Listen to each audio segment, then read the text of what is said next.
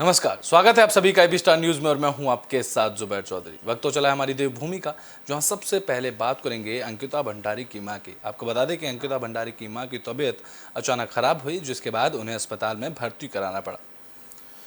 अंकिता भंडारी की मां की अचानक तबीयत खराब हो गई, जिसके बाद उन्हें श्रीनगर मेडिकल कॉलेज अस्पताल में भर्ती कराया गया, जहां डॉक्टरों ने उन्हें अपनी 24 घंटे की निगरानी में रखा और उनका इलाज किया, जिसके बाद सुबह उन्हें डॉक्टरों ने की सलाह पर डिस्चार्ज कर दिया गया। अंकिता की मां की तबीयत खराब होने की सूचना मिलते ही पूर्व कैबिनेट मंत्री हरक सिंह रावत अस्पताल पहुंचे और उनका हालचाल जाना। दरअसल अंकिता भंडारी की मां अपनी बेटी की न्याय की लड़ाई लड़ रही हैं। बीते रोज गांव में उनकी तबीयत अचानक खराब हो गई, जिसके बाद उन्हें श्रीनगर मेडिकल कॉलेज अस्पताल लाया गया, जिसके बाद सुबह करीब 10 बजे उन्हें अस्पताल में भर्ती कराया गया, जहां डॉक्टरों ने उन्हें अपनी निगरानी में रखा और लगातार उनके स्वास्थ्य की स्थिति पर नजर बनाए रखी।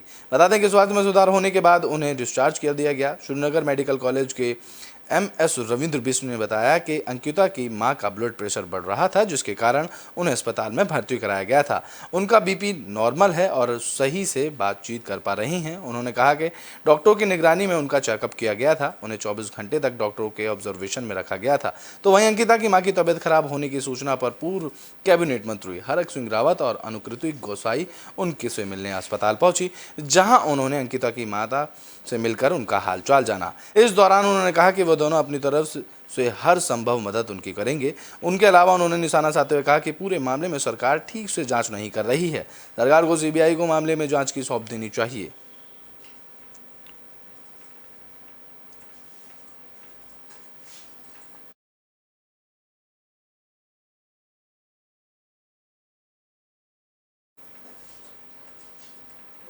तो ब्रिटेन में बात कर लेते हैं उत्तरकाशी की, जहां एवलांच हादसे में अब 26 पर्वतारोहियों के शव बरामद किए जा चुके हैं। बता दें कि उत्तरकाशी एवलांच में रेस्क्यू ऑपरेशन अभी भी जारी है, जहां एडवांस बेस कैंप पर अभी तक 26 शव बरामद किए जा चुके हैं। शुक्रवार को 7 और पर्वतारोहियों को के शव बरामद किए गए थे, जहां सुबह हर्सुल से 2 हेलीकॉप्टर ने घटनास्थल की ओर उड़ान भरी। एडवांस बेस कैंप में तैनात रेस्क्यू की टीम की तरफ से लापता 10 ट्रेनी की खोजबीन की जा रही थी, जिनमें से 7 के शव मिले हैं और अभी 3 लोग और मिसिंग बताए जा रहे हैं। बता दें कि उत्तराखंड के डीजीपी अशोक कुमार ने बताया कि हिमस्खलन में हुई दरार से कुल 26 शव बरामद किए जा चुके हैं। उन्नत हल्के हेलीकॉप्टर से शवों को मतली हेलीपैड तक लाया गया, जिसमें डीजीपी ने बताया कि कुल 30 बचाव दल तैनात हैं, जिसके लिए आईटीबीपी, नेहरू पर्वतारोहण संस्थान, वायुसेना, सेना, एसडीआरएफ और बाकी टीमें भी सभी रेस्क्यू के लिए जुटी थी, जिसको लोगों ने 30 लोगों को तैनात किया गया था। बता दें कि 4 शवों को डोकरानी एडवांस बेस कैंप के से आर्मी के हेलीकॉप्टर की तरफ से हर्सुल हेलीपैड पर उतारा गया। वहां से एम्बुलेंस के माध्यम से उन्हें जिला अस्पताल लाया गया। अस्पताल में चारों शवों को पोस्टमार्टम करने के बाद पुलिस ने जवानों से उन्हें गार्ड ऑफ ऑनर दिया, जिसके बाद इस दौरान जिला प्रशासन, आर्मी के जवान, एसडीआरएफ, एनडीआरएफ सहित परिजन मौजूद रहे। पोस्टमार्टम के बाद जिला अस्पताल में ने शवों को परिजनों को सौंप दिया।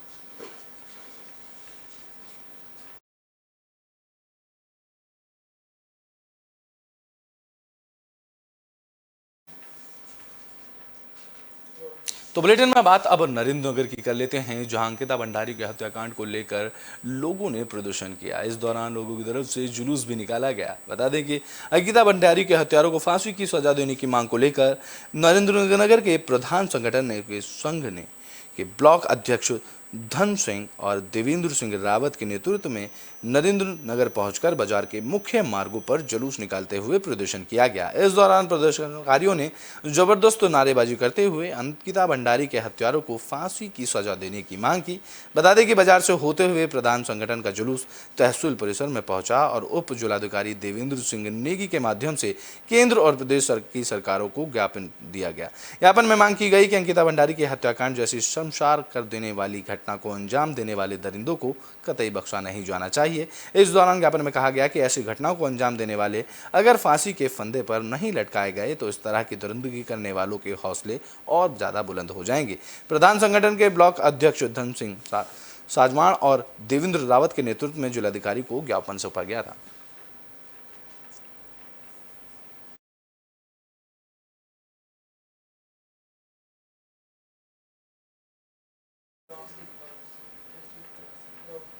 तो बुलेटिन में बात कर लेते हैं विधानसभा स्पीकर रितु खंडूरी की। आपको बता दें कि स्पीकर रितु खंडूरी ने पौड़ी में बस हादसे को लेकर सभी लोगों का हाल जाना।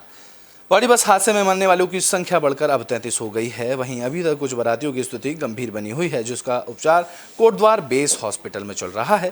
बुधवार को कोटद्वार के स्थानीय विधायक और उत्तराखंड विधानसभा अध्यक्ष रितु खंडूरी ने हॉस्पिटल में पहुंचकर उपचार कर रहे घायलों का हाल जाना। बता दें कि हरिद्वार के लालडांग में से संदीप की बारात पौड़ी के लिए बीरू खाल के लिए कांडा गांव के लिए निकली थी, लेकिन बीच रास्ते में ही बारातियों से भरी बस गहरी खाई में जा गिरी। इस हादसे में रेस्क्यू की टीम ने खाई से 30 शव को निकाला था। वहीं गंभीर से घायल लोगों को रेस्क्यू कर उन्हें कोटद्वार हॉस्पिटल में भर्ती कराया गया था, जहां उपचार के दौरान 3 लोगों ने और दम तोड़ दिया, जिसके बाद कोटद्वार बेस हॉस्पिटल में उपचार करा रहे घायलों से विधानसभा अध्यक्ष रितु खंडूरी ने मुलाकात की और उनका हालचाल जाना।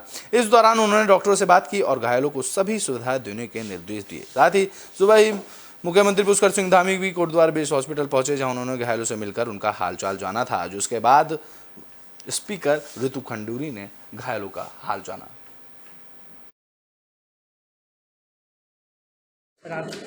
पौड़ी गढ़वाल में जो कल बस का हादसा हुआ है, यहाँ पर कुछ हमारे पेशेंट्स आए हैं जो घायल हुए थे और कोटद्वार में उनका इलाज चल रहा है। यही देखने आए थे कि इलाज ठीक ठाक हो और जो हमारे घायल लोग हैं वो जल्द से जल्द ठीक होकर अपने घर की तरफ चलें। तो मैं यहाँ आज कोटद्वार बेस। तो बुलेटिन में बात कर लेते हैं विकासनगर की, जहां 105 फीट ऊंचा तिरंगा फहराया गया। इस दौरान क्षेत्रीय विधायक की तरफ से उसका उद्घाटन किया गया। बता दें कि आज़ादी के अमृत महोत्सव के तहत विधायक मुन्ना सिंह चौहान ने विकासनगर बाजार पुलिस के चौकी परिसर में 105 फीट ऊंचा राष्ट्रीय ध्वज फहराया। इस मौके पर उन्होंने कहा कि तिरंगा भारत की शान है, इसका सम्मान करना हर एक नागरिक की जिम्मेदारी और कर्तव्य है। वहीं इस कार्यक्रम में स्थानीय लोग, पूर्व सैनिक, पुलिस बल और एनसीसी कैडेट्स जोश में से लबरेज नजर आए। विकासनगर विधायक मुन्ना सिंह चौहान ने इस दौरान कहा कि किसी भी राष्ट्र के लिए राष्ट्रीय ध्वज अहम स्थान रखता है, यह राष्ट्र के सम्मान का प्रतीक भी होता है। इस कड़ी में विकासनगर में 105 फीट ऊंचे तिरंगे को लहराया गया और उनके स्थापित का काम किया गया, जहां राष्ट्रीय ध्वज हमारी राष्ट्रीय एकता और अखंडता का प्रतीक है। इस तरीके की बातें मुन्ना सिंह चौहान ने कही।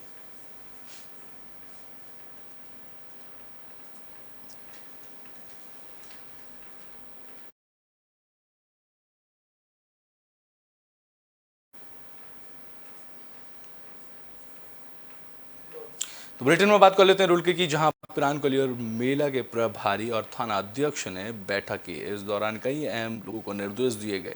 बता दें कि दरगाह साबिर पाक पिरान कलियर मेले में जायरीनों की सुरक्षा व्यवस्था के लिए संबंधित मेला प्रभारी BL भारती और थाना अध्यक्ष मनोहर सिंह भंडारी की तरफ से मेला कोतवाली परिसर में दुकानदारों, होटल मालिकों और वाहन चालकों के साथ बैठक आयोजित की गई। इस दौरान बैठक में मेला प्रभारी BL भारती ने कहा कि मेले के दौरान क्षेत्र में कोई भी दुकानदार अतिक्रमण और गंदगी ना फैलाए। तो वहीं वाहन चालकों को अपने वाहनों को मेले क्षेत्र से बाहर रखने के निर्देश दिए गए। अगर कोई वाहन मेला क्षेत्र में घूमता हुआ पाया गया तो उसका चालान किया जाएगा। इस दौरान उन्होंने कहा कि होटल मालिक बिना ID प्रूफ के किसी भी व्यक्ति को अपना कमरा नहीं देंगे। अगर कोई होटल मालिक बिना ID के कमरा देता है तो ऐसे होटल मालिकों के खिलाफ कार्रवाई की जाएगी। तो वहीं थाना अध्यक्ष मनोहर सिंह भंडारी ने कहा कि मेला क्षेत्र में किसी आमजन को कोई संदिग्ध व्यक्ति या संदिग्ध वस्तु दिखाई पड़े तो उसकी सूचना तत्काल पास खड़े पुलिस वाले को दें या चौकी में दें। बिना पुलिस के संदिग्ध वस्तु के साथ कोई भी व्यक्ति छेड़छाड़ ना करे। उन्होंने दुकानदारों, खान पान के होटल मालिकों और पार्किंग ठेकेदार, वाहन चालकों के साथ सामान के मूल्य पर और किराए की रेट लिस्ट लगाने के भी दिशा निर्देश दिए। का मेला चल रहा है, इसमें सुरक्षा के क्या क्या इंतजाम है, बिना व्यापारियों के हम लोग करते हैं। लेकिन जैसे काफ़ी संख्या में यहाँ भीड़ आती है, सबसे ज़्यादा भीड़ आज की होती है। इसके लिए सभी व्यापारियों को बताया गया कि अपने यहाँ की आग रोकने के साथ जिससे गंदगी स्थिति पैदा हो और नशे के विरुद्ध और जायरीनों के साथ मधुर व्यवहार करें। ये तो बुलेटिन में बात कर लेते हैं रुड़की की, जहां बसपा विधायक पहुंचे। इस दौरान उन्होंने भ्रष्टाचारी कर्मचारियों को लेकर कार्रवाई करने की मांग की। बसपा विधायक हाजी मोहम्मद शहजाद और सरवत करीम अंसारी पिरान कलियर शरीफ दरगाह पहुंचे। इस दौरान बसपा विधायक हाजी मोहम्मद शहजाद और सरवत करीम अंसारी ने कहा कि भ्रष्टाचार कर्मचारियों पर कार्रवाई नहीं हुई तो वक्फ बोर्ड से वह इस्तीफा दे देंगे। इस दौरान पिरान कलियर शरीफ दरगाह साबिर पाक का उर्स शुरू हो गया। बता दें कि दरगाह साबिर पाक पहुंचे मंगलोर से बसपा विधायक सरवत करीम अंसारी और लक्सर से बसपा विधायक हाजी मोहम्मद शहजाद मेले की व्यवस्थाओं को लेकर भड़क गए और तमाम चीज़ों पर भ्रष्टाचार के गंभीर आरोप लगाने लगे। इस दौरान उन्होंने कहा कि यहां पर दुकानों में गेस्ट हाउस और उनमें चल रहे वैश्यवृत्ति के कार्य, लंगर खाने में हो रहे भ्रष्टाचार और भ्रष्टाचार कर्मचारियों पर अगर वक्फ बोर्ड के चेयरमैन कार्रवाई नहीं करते हैं तो वक्फ बोर्ड में बने रहने का कोई फायदा नहीं। इस दौरान सुपरवाइजर इंतखाब अली पर लक्सर विधायक मोहम्मद शहजाद ने कैमरे को लेकर बड़ी लताड़ लगाई और मंगलूर विधायक हाजी शरवत करीम अंसारी ने सफाई कर्मचारियों पर सुपरवाइजर पर आरोप लगाते हुए कहा कि इस सुपरवाइजर का साबिर साहब के रोज़ा मुबारक पर खड़ा होने का कोई मतलब नहीं। इस दौरान बसपा विधायक करीम अंसारी ने झूले के ठेकों को लेकर भी कई सवाल खड़े किए। इस दौरान मंगलूर विधायक ने कहा कि जो ठेका झूलों का 2018 में 30 लाख में दिया गया था, अब 4 साल बाद वही ठेका 20 लाख में कैसे दे दिया गया, जो कि महंगाई को देखते हुए यह ठेका कम से कम दुगनी कीमत में दिया जाना चाहिए था। इस दौरान वक्फ बोर्ड के चेयरमैन सादाब शम्स ने कहा कि किसी भी भ्रष्ट कर्मचारी को किसी भी सूरत में बख्शा नहीं जाएगा।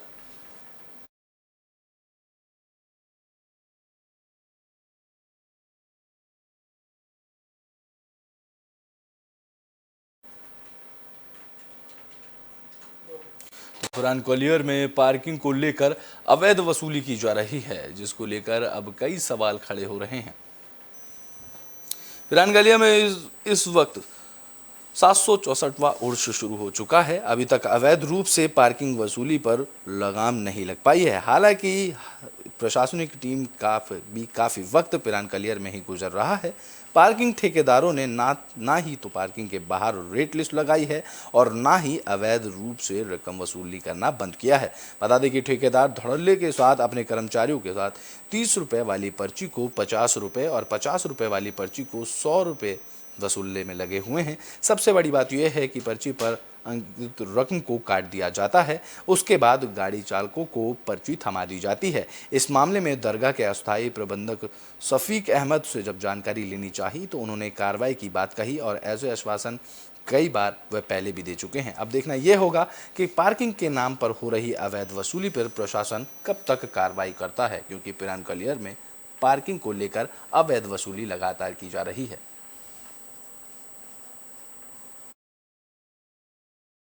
नंबर है WB39C0126। इसमें जो है पैसे कटे हुए हैं। पैसे तो ये तो बोला कि 100 रुपये की पर्ची है यहाँ का, लेकिन ये कटा हुआ है इस पे। ये तो मैंने पूछा तो बोला नहीं, बढ़ गया रेट, पहले रेट कम था, बढ़ गया है। कहाँ से आए हैं आप? वेस्ट। तो बुलेटिन में बात कर लेते हैं रुड़की की, जहां चंद्रशेखर आजाद पहुंचे। इस दौरान उन्होंने बीजेपी सरकार पर जमकर हमला बोला। आजाद समाज पार्टी के राष्ट्रीय अध्यक्ष चंद्रशेखर आजाद ने उत्तराखंड की बीजेपी सरकार पर हमला बोला। उन्होंने बीजेपी पर पंचायत चुनाव की मतगणना में धांधली का आरोप लगाया। इस दौरान चंद्रशेखर आजाद ने कहा कि उत्तराखंड की सरकार ने इस चुनाव में मतपेटियों पर डकैती डाली है। उनका कहना था कि प्रत्याशियों को डरा धमकाकर चुनाव जीता गया।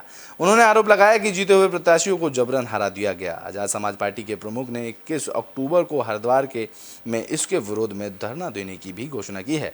बता दें कि चंद्रशेखर आजाद ने रुड़की में एक पत्रकार वार्ता में आरोप लगाया कि बीजेपी ने जानबूझकर उनके प्रत्याशियों को धांधली कर हराया है। उन्होंने कहा कि यह बीजेपी की बौखलाहट को दर्शाता है। उन्होंने आरोप लगाया कि पंचायत चुनाव में चुनाव आयोग ने सरकार के इशारे पर काम किया। उनका कहना था कि टिकोला कला, सलेमपुर, प्रथम मुंडलाना और कई सीटों पर आजाद समाज पार्टी के प्रत्याशी जीत रहे थे, लेकिन उनको हरा दिया गया। चंद्रशेखर आजाद ने कहा कि मंगलोर गुड़ मंडी में जब आजाद समाज पार्टी के कार्यकर्ताओं ने इसका विरोध किया तो उनके ऊपर लाठीचार्ज किया गया। इसमें उनके कई कार्यकर्ता घायल हो गए। उन्होंने कहा कि माहौल खराब करने के लिए वहां पर बीजेपी के कार्यकर्ताओं ने पथराव किया और आरोप हमारे कार्यकर्ताओं पर लगाया।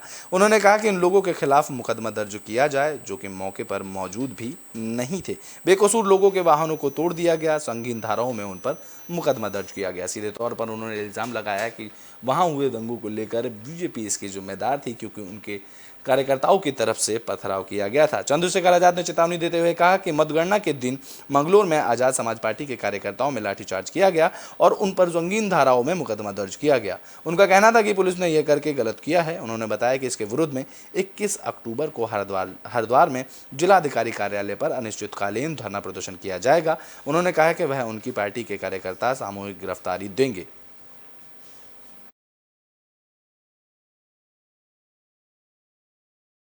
जीते हुए लोगों को हरा देता, हारे हुए लोगों को ये बात तय करके कि वो भारतीय जनता पार्टी ज्वाइन कर ले, उनको जिता दिया जाता है। तो यहाँ हम लोग 4 सीटें जिन पे हम लीड कर रहे थे और लगभग जीत चुके थे, उनको हरा दिया गया।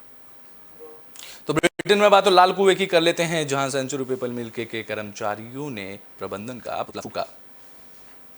लाल कुआं में पिछले 2.5 महीने से स्थायी नियुक्ति की मांग को लेकर धरने पर बैठे आंदोलनकारियों ने सेंचुरी पेपर मिल के श्रमिकों का अब जवाब देने लगा है। वही सेंचुरी पेपर मिल के आंदोलित श्रमिकों और उनके सैकड़ों समर्थकों ने धरना स्थल शहीद स्मारक से गोला रोड रेलवे क्रॉसिंग तक जोरदार नारेबाजी के साथ जुलूस निकाला। इस दौरान धरना स्थल पर सेंचुरी पेपर मिल के प्रबंधक का पुतला फूंका गया। बता दें कि युवा कांग्रेस नेता शंकर जोशी और आंदोलन का नेतृत्व कर रहे श्रमिक नेता भास्कर सुयाल ने संयुक्त नेतृत्व में सैकड़ों लोगों ने बिंदु हत्ता से शहीद स्मारक धरना स्थल तक गोला रोड रेलवे क्रॉसिंग तक जुलूस निकालकर जोरदार प्रदर्शन किया। जुलूस के दौरान सेंचुरी पेपर मिल के मुख्य गेट पर प्रदर्शनकारियों ने मिल प्रबंधक के खिलाफ जमकर नारेबाजी की। तो वहीं इसी तरह के कानून व्यवस्था ना बिगड़े, इसको लेकर भारी पुलिस भी तैनात रहा। इस दौरान युवा कांग्रेस नेता शंकर जोशी ने कहा कि विजयादशमी के दिन पूरा देश अहंकारी रावण का पुतला फूंक रहा है, तो हमारी तरफ से लाल कुआं सेंचुरी पेपर मिल प्रबंधक का पुतला फूंका जा रहा है। उन्होंने कहा कि मिल प्रबंधक की तरफ से श्रमिकों का जो उत्पीड़न किया जा रहा है उसे कतई बर्दाश्त नहीं किया जाएगा। प्रदूषण की वजह से यहाँ पर बारिश तक नहीं हो पा रही है। ऐसा वायु प्रदूषण आपने जो दे रखा है, इनमें आप नकेल कसिए, इनको बंद करिए। आपकी जो बुद्धि है, जो बुद्धि आपकी विबुद्धि हो गई है, उस बुद्धि को भगवान राम से प्रार्थना करूंगा और माता रानी से प्रार्थना करूंगा कि विजय कौल को सद्बुद्धि आए और उनको भगवान बुद्धि का वास करे। या देवी सर्वभूतेषु बुद्धि रूपेण संस्थिता नमः। तो विकासनगर में सेलाकुई के लोगों ने कई मांगों को लेकर प्रदर्शन किया। बता दें कि प्रदेश स्तरीय विभिन्न मांगों को लेकर विकासनगर के अंतर्गत सेलाकुई में क्षेत्रीय जनता ने विरोध प्रदर्शन करते हुए सांकेतिक धरना दिया और अपनी मांगे पूरी करने न होने पर प्रदेशव्यापी आंदोलन छेड़ने की चेतावनी दी। तो बता दें कि समाज सेवी अकील अहमद की अगुवाई में यूनिफॉर्म सिविल कोड, मदरसा सर्वे और नदी नालों में करीब बसे लोगों को मालिकाना हक दिए जाने को लेकर विरोध प्रदर्शन किया गया। और इस दौरान धरने के दौरान प्रदर्शनकारियों ने केंद्र और राज्य सरकार के खिलाफ जमकर नारेबाजी की। इस दौरान प्रदर्शनकारियों ने कहा कि केंद्र और राज्य की बीजेपी सरकार लगातार मुस्लिम को टारगेट कर रही है, जिसके चलते बाकी वर्ग भी इसकी जद में आ रहे हैं, जिसे किसी भी कीमत पर बर्दाश्त नहीं किया जाएगा। वहीं दूसरी ओर प्रदर्शनकारियों की ओर से अपनी मांगों को लेकर तहसील प्रशासन के माध्यम से प्रधानमंत्री, राज्यपाल और मुख्यमंत्री को ज्ञापन देकर अपनी मांगे रखी गई।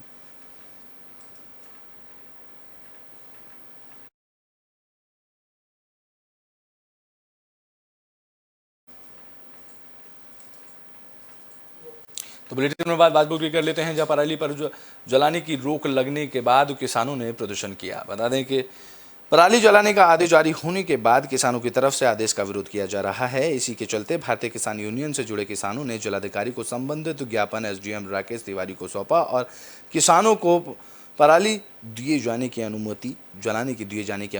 अनुमति की मांग की। बता दें कि भारतीय किसान यूनियन के प्रदेश अध्यक्ष विक्रम सिंह पड्डा के नेतृत्व में किसान एसडीएम कार्यालय में इकट्ठा हुए, जहां किसानों ने बीते दिनों जिलाधिकारी की तरफ से पराली ना जलाए जाने को लेकर जारी किए गए आदेश का विरोध किया और एसडीएम राकेश चंद्र तिवारी को ज्ञापन सौंपा। इस दौरान किसानों ने सरकार से पराली जलाने की किसानों को अनुमति दिए जाने और पराली ना जलाने वाले किसानों को 5,000 रुपये प्रति एकड़ का मुआवजा देने की मांग की। इस दौरान किसानों ने कहा कि अगर किसान पराली नहीं जलाएंगे तो उनकी धान की फसल की बुआई नहीं हो पाएगी।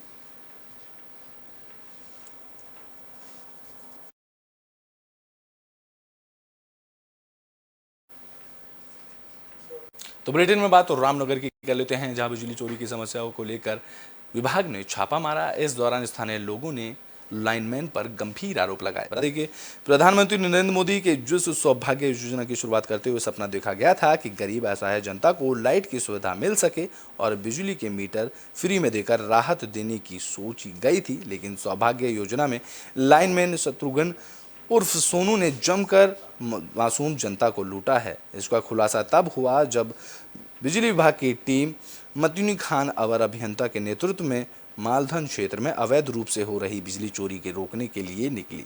तो वहीं बिजली विभाग की टीम ने वजीर अली के घर पर छापेमारी की तो ग्रामीण ने गंभीर आरोप लगाते हुए कहा कि इससे पहले मालधन में कार्यरत रहे शत्रुघ्न उर्फ सोनू लाइनमैन ने लोगों के से सौभाग्य सोना के तहत लगी लाइन और मीटर के नाम पे जनता को गुमराह करते हुए मोटी रकम को वसूला है। तो वहीं बिजली के मीटर भी नहीं लगाए गए हैं।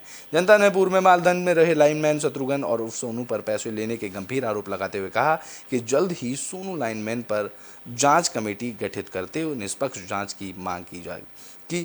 इस दौरान उन्होंने कहा कि अगर उनको लेकर उनकी जांच और उनकी मांगे पूरी नहीं की गई तो वह उग्र आंदोलन करेंगे।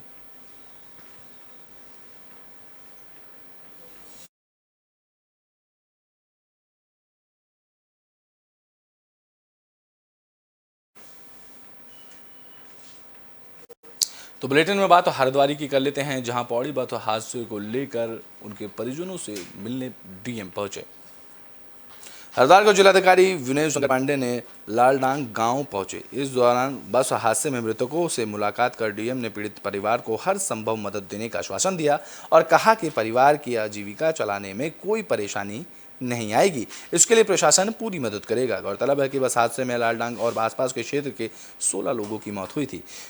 कुछ लोगों के शव उनके घर पहुंच चुके हैं और चंडी घाट पर उनका अंतिम संस्कार किया जा रहा है, जिसको लेकर अब उनसे मिलने, उनके परिजनों से मिलने डीएम पहुंचे। इस दौरान विनय शंकर पांडे ने कहा कि सभी मृतकों के परिवार को हर संभव मदद दी जाएगी।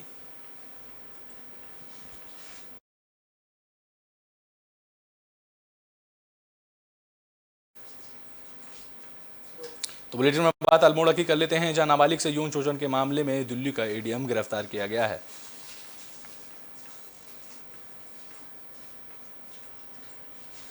अल्मोड़ा के डंडाकांडा में नाबालिग किशोरी के साथ हुए छेड़छाड़ का मामला अब तूल पकड़ने लगा है, जहां क्षेत्रीय जनता ने रानीखेत कोतवाली पहुंचकर अब आरोपी को कठोर सजा देने की मांग की। जहां मामला गंभीर होने के कारण राजस्व पुलिस ने रेगुलर पुलिस को यह मामला सौंप दिया। वहीं इस मामले में दिल्ली सरकार में एडीएम के पद पर तैनात रहे आरोपी ए.बी. प्रेमनाथ को पुलिस ने हल्द्वानी से गिरफ्तार किया है। पुलिस ने सीओसीटी आर वर्मा ने बताया कि आरोपी के खिलाफ पॉस्को एक्ट के तहत मुकदमा दर्ज किया गया है और उसको जेल भेज देने की तैयारी की जा रही है। और आईटी एक्ट होने के कारण इसकी बेचना इंस्पेक्टर रानीखेत को दिया गया था और उसमें साक्ष्य संकलनों के आधार पे जो इसमें मुलजिम है, जो कि प्रशासनिक अधिकारी बताया जाता है दिल्ली में, उसको गिरफ्तार करके माननीय न्यायालय के समक्ष पेश किया गया है। इसमें जो धाराएं लगाई गई हैं वो 7/8 पोक्सो एक्ट, धारा 354, 376/5। तो बुलेटिन में बात रुद्रपुर की कर लेते हैं, जहां पुलिस ने वाहन चोर गिरोह का भांडाफोड़ किया है। उधम सिंह नगर के थाना पंतनगर में चोरी हुई बोलेरो कार को सीसीटीवी कैमरे से खंगालने के बाद मुखबिर की सूचना पर पुलिस ने कार को बरामद कर लिया है। इस मामले में पुलिस ने 4 लोगों को गिरफ्तार किया है, जबकि उनके 2 साथी मौका देकर फरार होने में कामयाब रहे। इस मामले में एसएसपी उधम सिंह नगर मंजूनाथ टीसी ने अपने कार्यालय पर इस बात का खुलासा किया। इस दौरान आरोपियों ने बताया कि पंतनगर में बोलेरो वाहन को चोरी कर उन्होंने हल्द्वानी के जंगल में छिपा दिया था और वह कार को अनिल कुमार को बेचने के लिए ले जा रहे थे। इस घटना में उनके साथ अनिल और यूसुफ भी शामिल थे और दोनों आरोपी फरार हैं। पुलिस ने घटना में प्रयुक्त एक्सीडेंट कार बोलेरो कार को बरामद किया है। तो वहीं चोरी की एक और कार भी पुलिस ने उन आरोपियों से बरामद की है। आरोपी के पास से वाहन चोरी की करने में प्रयुक्त होने वाले उपकरण की भी बरामद किए गए हैं। आरोपी से पूछताछ में बताया कि चोरी की कारों को वह नंबर प्लेट चेंज कर और चेसिस नंबर बदलकर दूसरे राज्यों में ऊंचे दामों में बेच देते हैं। तो वहीं एसएसपी मंजूनाथ टीसी ने टीम को 10,000 रुपये के इनाम देने की घोषणा की है, क्योंकि टीम ने 4 लोगों को गिरफ्तार करने में सफलता हासिल की है और पूरे गिरोह का भांडाफोड़ किया है। लेकिन अभी भी पुलिस की गिरफ्त से 2 आरोपी फरार हैं, जिनकी गिरफ्तारी के लिए पुलिस उनकी तलाश कर रही है। पंतनगर थाना क्षेत्र में एक बोलेरो की चोरी हुआ था। जैसे ही संज्ञान में आया तो हमने अलग अलग टीमें लगाई थी पहले तो थाना लेवल पे काम कर रहा था। थोड़ा दिन बाद जब हमें और तकनीकी कार्रवाई की ज़रूरत पड़ी तो पूरी एसओजी की टीम इसमें लगाया गया। तो एसओजी की टीम ने कड़ी मेहनत करा और थाना की टीम, आईओ और थाना पंतनगर की पुलिस और एसओजी की पुलिस और एसओजी की टीम, हमारा CO operation, CO Pantnagar, SP crime इसमें लगे रहे। स्पेशली विकास है हमारा एसओजी इंचार्ज है, मतलब सेक्रेटरी इंचार्ज है, उनके द्वारा तकनीकी मदद बहुत ज़्यादा। तो बुलेटिन के आखिरी में बात कर लेते हैं जिम कॉर्बेट पार्क की, जिसमें उसका लोगो कॉपी करने को लेकर अब प्रशासन कार्रवाई कर सकता है। बता दें कि जिम कॉर्बेट नेशनल पार्क के लोगो का कई लोग निजी वेबसाइट में इस्तेमाल कर रहे हैं। अब ऐसे में कॉर्बेट प्रशासन ने ऐसे लोगों पर कार्रवाई करने का मन बना लिया है। साथ ही अब लोगों का इस्तेमाल करने पर कॉपीराइट की भी प्रक्रिया शुरू कर दी गई है। दरअसल प्रक्रिया शुरू होने के बाद ऑफिशियल लोगों का निजी वेबसाइट में इस्तेमाल कर रहे लोगों पर कार्रवाई की जाएगी। कॉर्बेट डायरेक्टर धीरज पांडे ने बताया कि कई व्यवसायी कॉर्बेट के ऑफिशियल लोगों का इस्तेमाल कर अपनी वेबसाइट पर लगा रहे हैं, जिसके चलते कई बार पर्यटक ठगी का शिकार बनते हैं। उन्होंने बताया कि कॉर्बेट के ऑफिशियल लोगों के कॉपी की प्रक्रिया शुरू कर दी गई है। प्रक्रिया पूरी होने के बाद लोगों का इस्तेमाल कर रहे व्यवसायियों को नोटिस भेजा जाएगा। नोटिस के बाद लोगों को वेबसाइट से नहीं हटाने वाले को खिलाफ कार्रवाई की जाएगी। जिन लोगों ने ये लोगो लगाया होगा, फिर प्रशासन उनके खिलाफ कार्रवाई करेगा। जिम कॉर्बेट नेशनल पार्क में बाघों के लिए देश विदेश से जाना जाता है। यहाँ पर 250 से ज़्यादा बाघ और 1200 से ज़्यादा हाथी पाए जाते हैं। इसके अलावा कई प्रकार के वन्य जीवों और पशु पक्षियों का कॉर्बेट में वास है, जिनकी सुरक्षा कॉर्बेट प्रशासन करता है। और अब कॉर्बेट प्रशासन की तरफ से जिम कॉर्बेट नेशनल पार्क का लोगो कॉपी करने पर सख्त कार्रवाई की जाएगी, जिसको लेकर उन्होंने इसके कॉपीराइट की सुविधा शुरू कर दी है। कॉपीराइट की प्रक्रिया पूरी होने के बाद जो लोग इस जिम कॉर्बेट पार्क के लोगों का इस्तेमाल करेंगे, उनके खिलाफ कॉर्बेट प्रशासन कड़ी कार्रवाई करेगा।